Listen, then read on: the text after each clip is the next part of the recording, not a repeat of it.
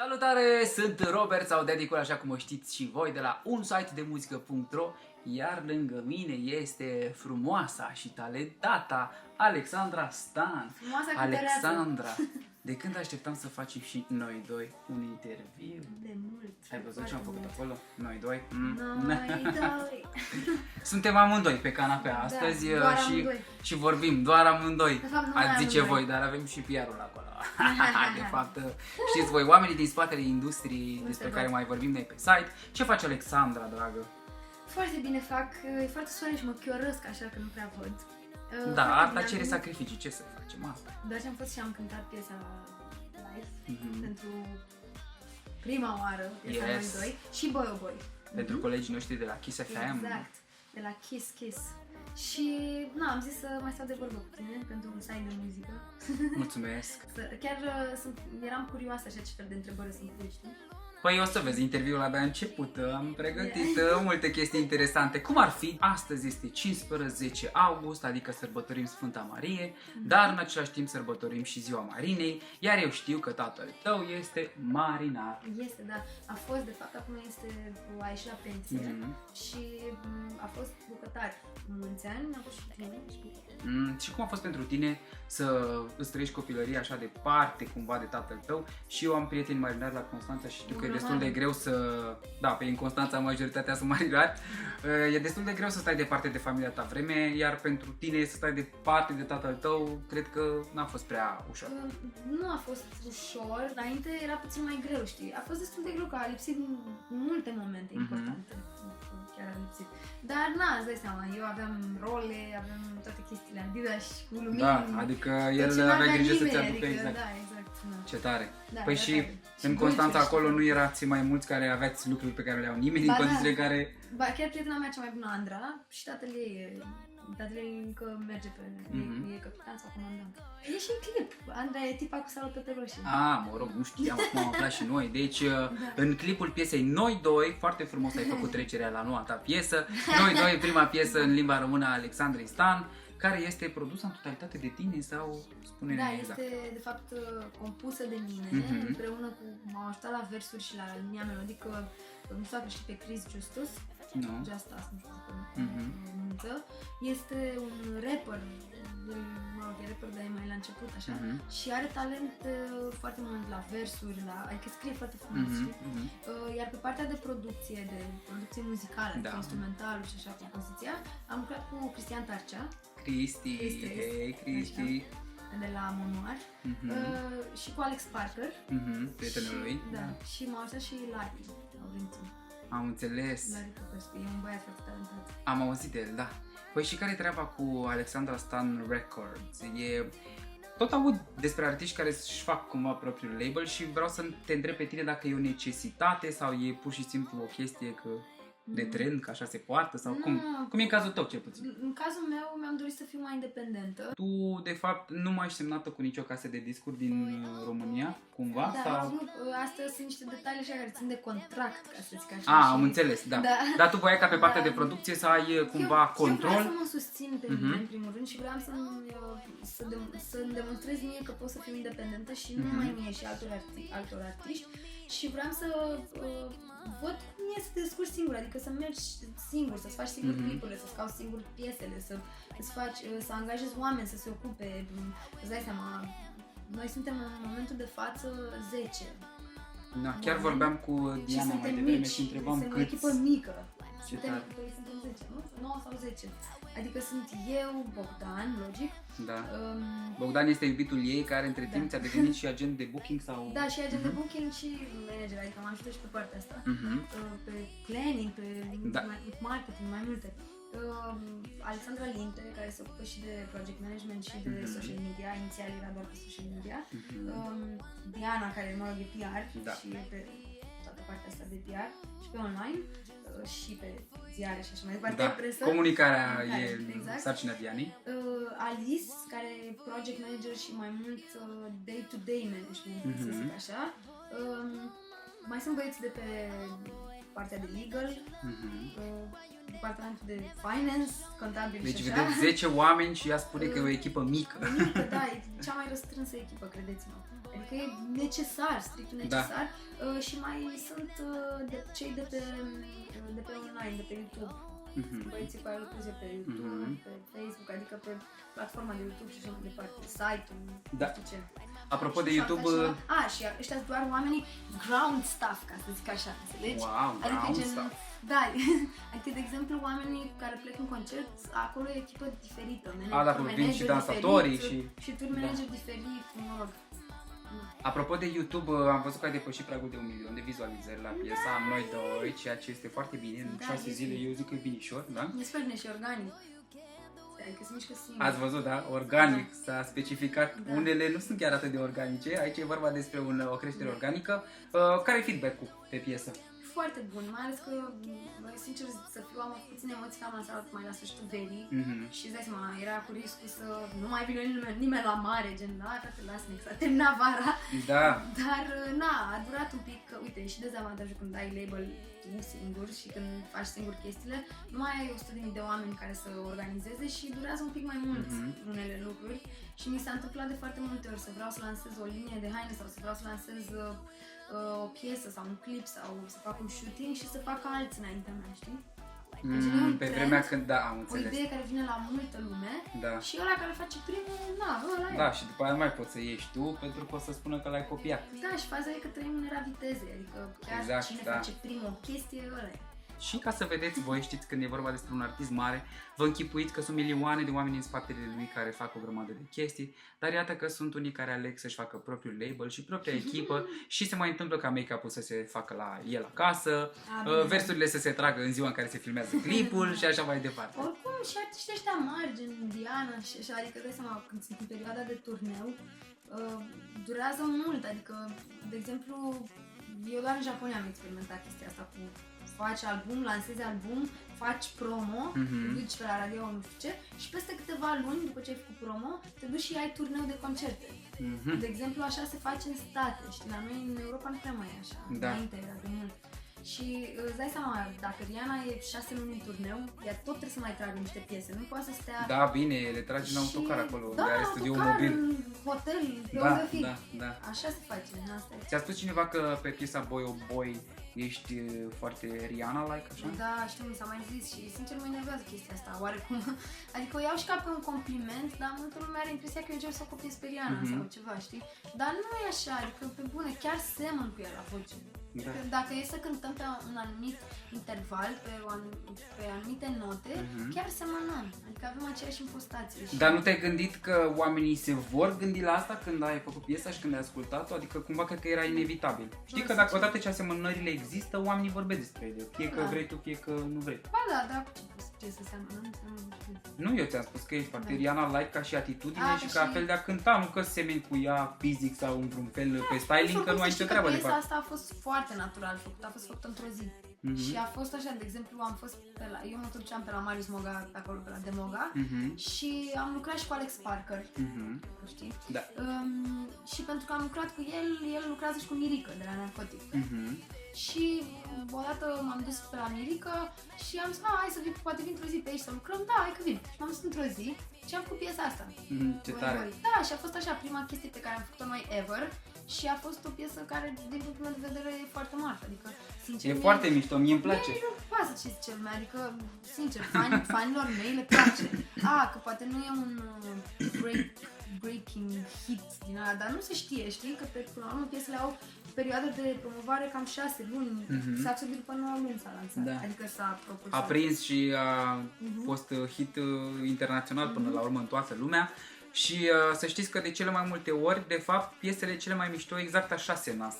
Dintr-o dată, dintr-o simplă întâlnire, am fost martor la o grămadă și mi se pare că ăla e cel mai tare feeling. Și de fapt, cred că ești oricum într-un punct în care nici nu mai stai să te gândești foarte mult ce lansezi, pentru că deja oamenii te știu și cumva Da, și să îți știi permit că- să fii tu. Da, și oricum să știi că am noroc foarte mult de fani care mă plac indiferent ce aș face, adică fanii mei chiar mă susțin, adică eu am fani din aia care îmi scriu zi de zi. Ce Și da, și uite, acum de exemplu când mă duc acasă am vreo 180 de adrese de la 180 de fani ce am reușit eu să strâng, ce au mai trimis, bine eu, cine s-o asta, cine au mai trimis ei pe management, știi, pe mail, au mai trimis adresa lor, că eu le cer adresa, dar ei, unii dintre ei nu știu să scrie, știi că mai sunt de prin Dubai, de prin Pakistan, de prin țări din astea și nu știu să scrie ca lumea adresa și mi întorc cartonașele cu poze am înapoi, înțeles, știi? am înțeles, da. Da, și să mă să le semnez. Ce drăguț. Și am ăștia fani, ăștia chiar sunt fani din aia devotați. Da, da, Adică da. fanii mei sunt foarte engaged și sunt fanii mei de la început. Dar până la urmă ce mai contează să faci ce simți, adică... Da, mă, și că totul e organic și că oricum ai timp să crești. Până la urmă nu te aleargă nimeni și nu e ca și cum poimine se încheie cariera ta. Adică Exact. e foarte frumos că vrei să faci totul transparent și natural. Da, și să știi că chiar chestia asta e cel mai important lucru în viața unui artist. Adică observ așa că unii artiști au ajuns să aibă super mult succes, tocmai așa, fiind ei, știi? Într-adevăr, ai nevoie de mult suport și multă susținere pentru că e greu să faci, cum am zis, trăinirea vitezei. Adică e super greu să ai un hit din ăsta colosal, după aceea trebuie să ții acolo tot timpul și frate, câteodată nu iese, adică deci am stat, Dumnezeu mi-a luat că am stat în studio ani de zile și am încercat să mai fac, deci eu de când am făcut Saxobit, am încercat să mai fac o piesă gen Saxobit. Adică și n-ai ieșit. și n-am mai ieșit așa, adică pe bune. E super greu și am făcut zeci de piese, sute de piese și am lucrat cu multe case de discuri și producători și așa mai departe. Dar nu e gen, chiar am ajuns la concluzia că băi, trebuie să faci și simți și să te simți bine cu ceea ce faci. Și aia e, dacă o să vină, o să vină, dacă nu, nu. Da, cred că asta a fost chestia foarte mișto la tine, știi ce? Că ai avut noroc de Saxobit să te facă cunoscută în toată lumea, ca după aia să poți să faci ce piesă îți place ție și ce muzică îți place ție. Mi se pare foarte interesant că te-ai mutat la Constanța și ți-ai luat și 2 pisici. Da, bine, una s-a adoptat singur. Da, bine, avea o pisică, ai adoptat încă una. S-a adoptat el. A venit și a rămas. Da, n-a mai s-am plecat, nu? prietenit cu Miții, da. Miții, Felix, eu zic Miții. Am prietenit cu Herky și acum, de exemplu, am învățat să intre pe geam, dacă ți vine să crezi. Și asta la parter sau ce? Nu, stau la unul și se urcă pe un copac, exact, și intră pe pervaz și deschide plasa singur și mi-a rupt plasa, ai simțit tu? Și intră în casă singur, înțelegi? Deci, ca râia, nu mai scap de el. Am înțeles. Eu care credeam că l-ai luat și tu de bună voie și nesilită de nimeni și că îl ții acolo cu plăcere. Și am aflat că mai mănâncă și de la vecinii de deasupra. Și îi dau și ei să mănânce și s-au dus și au pus gardă de purici, eu îi pusesem deja soluție de purici, au pus și ei gardă. Deci are nu știu câte familii, știi, și e dita mai grasă. Deci este super prietenos, asta vrea să spună. Ești foarte, foarte strâns legată de nepoții tăi, ai o nepoțică și un nepoțel și vreau să te întreb dacă te vezi în postura de mămică, în viitorul apropiat sau mai îndepărtat sau ce fel de mamă te vezi? Adică, în general, dacă ai o legătură strânsă cu copiii, e clar că îți plac. Da, zic că mi-aș dori să am copii, îți dai seama, și 2 și 3 și câți ar fi. Dar deocamdată nu s-a întâmplat și n-a fost să fie. Dar dacă ar fi să fie, aș fi super fericită. Da, adică îmbrățișezi ideea și nu te teamă că vai cariera, vai... Și știi că nici nu susțin deloc contracepție. Am înțeles.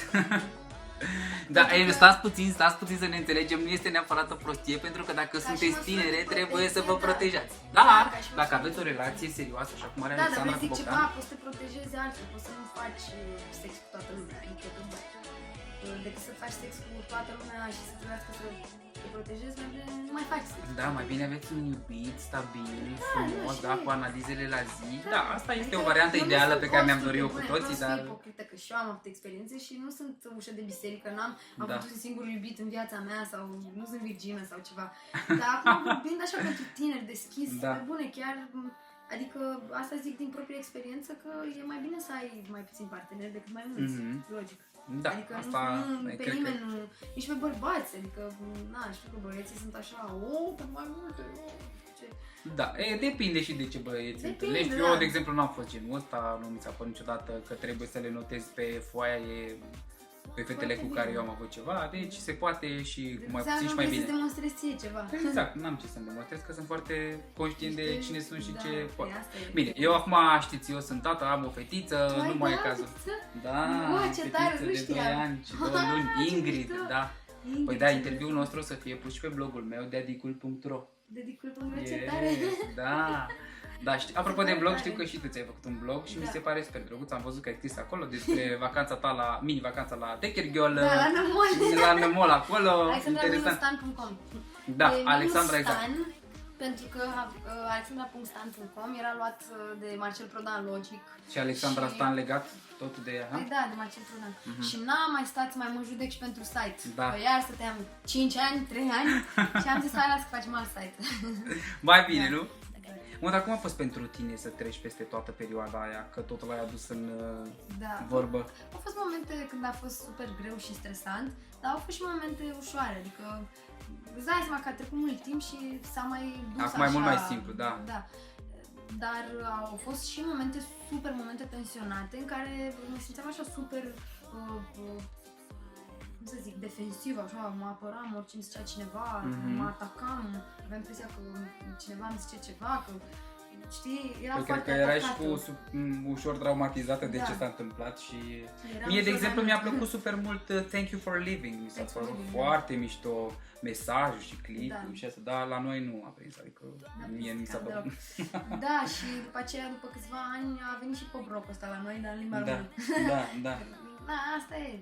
Da, exact cum spune Alexandra, știi că te chinui câteodată ani de zile la o piesă și o lansezi și nu funcționează și câteodată te duci în studio și stai 10 minute și este ceva super tare care poate se face și hit internațional și zici, băi frățică, cât am stat eu să fac concept și nebunii și alte chestii, dar important este că te duci pe drumul cel bun și că lucrurile până la urmă funcționează, exact cum spuneai și tu, ai fani care sunt alături orice s-ar întâmpla. Acum ești la Constanța, liniștit. Și care e faza că dacă stai să faci tot timpul, să vrei să fii mereu un pas înainte a tuturor sau un trend sau nu știu ce, e ca o fugă din asta, ai impresia că alergi mereu și parcă niciodată n-ajungi, tot timpul ești ultimul, știi?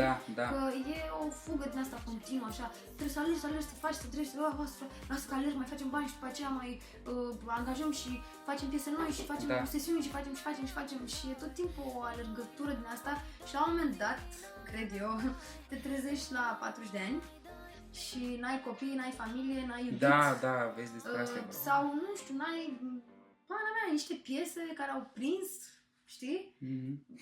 Dar ce ai? Adică, nu știu, important e să fie, totuși, să fie echilibrate lucrurile, adică să ai și acolo, să ai și succes, să ai și fani, dar să ai și timp de familie. Uite, tu ai, de exemplu, familie. Da. Adică... E foarte important să știi că îți recomand și știi cum o să se lege lucrurile de 70 de ori mai bine decât se leagă acum, pentru că nu știu, pentru mine, de exemplu, pe mine Ingrid m-a făcut să-mi dau seama că eu pot să fac orice și că eu sunt singurul care îmi impun limite. Și făceam înainte la fel ca și tine, puneam foarte multă presiune pe mine și cu câtă presiune puneam pe mine nu mi-ieșeau lucrurile, pentru că mă stresam prea tare și acum sunt mega relaxat așa și văd viața cu totul altfel și mă bucur de copilul pe care l-am pentru că de la ea îmi vine toată puterea și mamă, știi cum viața arată cu totul altfel. Așa că dacă îți doresc să faci un copil, dacă se întâmplă, că o să fie foarte mișto. Eu mă bucur de la pisici, de la copil, cred că o să fiu... Da, o să fie bine. Eu mă bucur că mă prind cu bicicleta, sincer zic, din toate momentele când mă mai întreabă cineva când au fost cele mai wow momente din cariera ta, bla bla. Când mă plimbam cu bicicleta în Japonia, că aveam timp liber. Falez în nord, la mine, în cartier. Deci zic, chiar sunt... Deci în momentele alea eu chiar mă simt super mega fericită. Pentru că sunt chestiile alea super simple, că n-ai cum să le cumperi și nu trebuie să muncești deloc pentru ele. N-ai cum să le compari cu nimic, știi? Dar bineînțeles, dai seama, trebuie să și placă să faci și muzică, adică nu ajungi niciodată la muzică, adică mi se pare pentru mine vital, adică... Da, face parte din tine și e normal să fie așa. N-aș putea să renunț niciodată, adică și nici n-aș vrea. Dar uite, pe 20 septembrie mi-am luat bilete și plec în LA. Ce drăguț! Ceva timp acolo. Și pleci doar în vacanță sau și cu treabă? Nu, și cu treabă, adică nu treabă, bine, nu mai cu treabă. Ei, mă rog, și în scop profesional. O să fac și sesiuni în studio. Awesome. Și, sincer, sunt deschisă să văd ce se întâmple. Aș vrea să cunosc cât mai mulți oameni, pentru că am fost de 2 ori acolo am făcut și Thanksgiving. Știu. Și am constatat că toată treaba acolo e pe networking, știi? Și să te așa e în general viața despre networking, adică... Exact, și să te cunoști, să se lege lucruri și bla bla. Și mi s-a părut foarte tare chestia asta și chiar vreau să mă duc să văd ce se întâmplă. Adică mi-am rezervat 3 luni. Oh, ce tare, Da. da, mișto. Și vedem ce se întâmplă la 3 Ce luni. tare. Și Poate vedem mă ce fi. vedeți că devin vreo actriță la Hollywood foarte mare pe Îți acolo, dorești să sau- faci asta? Da, mi-aș dori Adică să- având în vedere că te duci să faci muzică în primul rând, Bă, sincer, ar fi ciudat să te mi-aș vedem dori- într-un film mai întâi. Adică, sincer zic, mi se pare că fața mea ar vinde într-un Mhm. film. Sincer, adică sunt conștientă că fața mea vinde, știi? Și, Păi exact. și chiar mi-aș dori, adică chiar sunt curioasă ce să zică producătorii aia de pe acolo și Foarte regizorii. drăguț. Păi având în vedere că urmează să lansezi și o nouă linie de haine, știu că Exact. faci asta, adică și lucrurile funcționează, ai lansat deja una cu un alt brand în Japonia, ai fost peste tot, adică ai cam toate datele ca oamenii să te bage măcar în seamă și să ai Da. cumva ocazia să le demonstrezi ce poți. S-a absorbit și acum se de la radio Mhm. acolo. Încă, adică eu primesc încă drepturi. Păi asta zic, te duci acolo și Din spui, de eu la sunt aia radio. cu saxobitul, adică, aha, Alexandra, ok, hai să vorbim, hai să vedem ce putem să Da. facem. Da, nu știu, o să tare. văd. Am și prieteni mulți acolo, sunt și români, dar sunt și Mhm. mulți din America. Și chiar ieri am vorbit cu o tipă și mă așteaptă, de-abia așteaptă să mă duc. Ce Adică, tare, da. pleci cu Bogdan? Mhm. Normal. Și s-ar putea să vină și băieții de la NGM. Aha, Băieții care fac clipuri. da, știu. Bogdan cu Alex. Mhm. Da, s-ar putea să Deci, meargă și ei. plecați în gașcă, frumos, Da. filmați pe acolo chestii Da, terestre. da, da. Până la urmă Pe poate asta vedem vreau și să de iau- un documentar cu drumul Alexandrei la LA și ce se întâmplă Ar fi acolo. tare, da, ar fi ceva, Da. Sau un serial, nu? Da, păi un serial online, că online nu funcționează, după cum știm cu toții. O să-i rog pe fanii mei din România să se roage pentru mine să mă fac actriță la Hollywood. Rugați-vă, fraților! Roluri în filme Da. și promit că o să promovez România, o să aduc mulți turiști în România, nu știu, o să fac ceva să vă ajute și pe voi. Ce aveți voi de învățat din tot interviul pe care l-am făcut noi este că lucrurile nu sunt simple, dar s-ar putea face mult mai simple dacă faceți ceea ce vă doriți și dacă munciți cu adevărat pentru ceea ce vă doriți voi să faceți pe viitor. Alexandra pleacă în LA ca să se facă cântăreață, actriță și poate, Doamne ajută, chiar o să o vedem într-un film internațional cu de mare, mare succes. Eu mă bucur că ea pleacă pentru că și eu mă duc la școală de actorie în Belgia și după aia planul meu este să zbor către LA, așa că Alexandra, te rog frumos, du-te și deschide și tu drumurile pe acolo, că vin și eu. Da. Până una alta, să știi că și în ianuarie se lansează un film japonez care se numește Miko Chaken și e despre povestea unei călugărițe de la un templu și eu am făcut piesa care este coloana sonoră. Ah, ce drăguț. Da, și Păi să deja gata, Și deja în drumul octombrie a merg în început. Japonia, mă rog, să Awesome. filmăm, da. Păi stai mă puțin, asta e o informație pe care trebuie să o știm. Deci în octombrie te duci în Japonia să ca să filmezi clipul. filmezi videoclipul Footage. piesei care practic e pe coloana sonoră a acestui serial care se lansează sau Este e... coloana sonoră, este the main song. Da, pe asta zic. The main Dar asta theme. este serial sau... Nu, e un film Deci artistic. un lungmetraj, am înțeles. E un lungmetraj și o comedie așa foarte caterincă. O să vă Ce placă. drăguț. Sper să se dea și la noi. Și filmul e nominalizat la festivalul din Hong Kong. Oh, De deci film. deja are parte de Ianuarie. rezultat. Da, acolo o să se lanseze. Super, păi foarte bine. În octombrie facem un Skype cu Alexandra, care o să fie în Japonia și ne spune care e treaba pe acolo. Până atunci, noi ne revedem data viitoare, sperăm cu un artist cel puțin la fel de sincer și nonșalant ca Alexandra, mi-a plăcut foarte tare. O să fim cu din astea. How do you say here? in Da, cum o să spune că am uitat, adică konnichiwa, mai știu, dar, da. Eu cred că nu o să fie cazul și abia așa să ne revedem, să ne povestești ce ai făcut în LA și cum se leagă lucrurile. Iar cu voi ne vedem data viitoare cu cineva la fel de simpatic. Pa, pa!